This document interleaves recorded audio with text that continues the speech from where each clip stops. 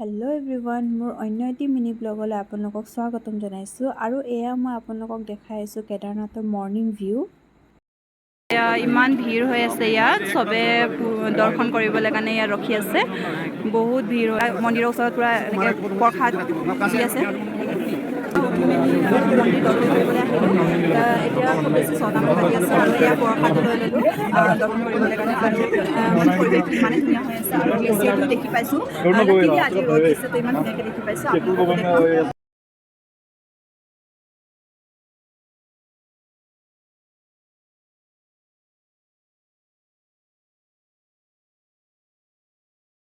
এতিয়া আমি কেদাৰনাথ দৰ্শন কৰি আমি আকৌ গৈ আছোঁ ভৈৰৱনাথ মন্দিৰ দৰ্শন কৰিবলৈ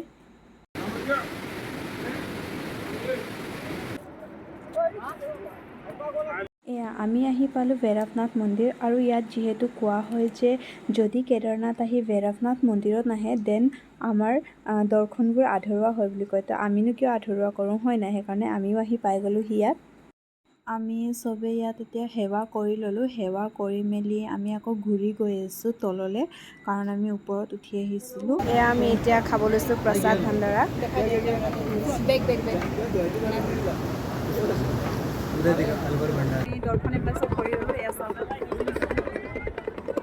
মোৰ পিছপিনে যে আপোনালোকে ডাঙৰ পাথৰটো দেখিছে এইটো সাধাৰণ পাথৰ নহয় এই পাথৰটো ভীম শিলা বুলি জনা হয়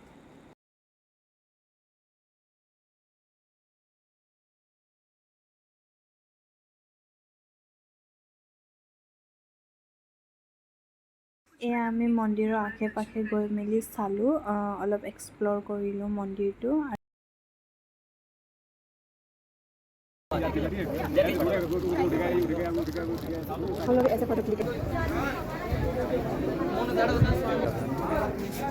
আমি পুৰা দৰ্শন কৰি ল'লোঁ মন্দিৰটো আৰু এয়া চাব পাৰে এইপিনে গোটেই দোকান এইবিলাক আছে আৰু মানুহ ভিৰ ইমানেই কৈছোঁ নহয় আৰু এয়া হৈ গ'ল আমাৰ দৰ্শন ফাইনেলি আমাৰ দৰ্শন হৈ গ'ল বহুত ভাল লাগিছে আজি এই ভিডিঅ'টো ইমানতে শেষ কৰিছোঁ আকৌ লগ পাম এটি মিনি ব্লগ লৈ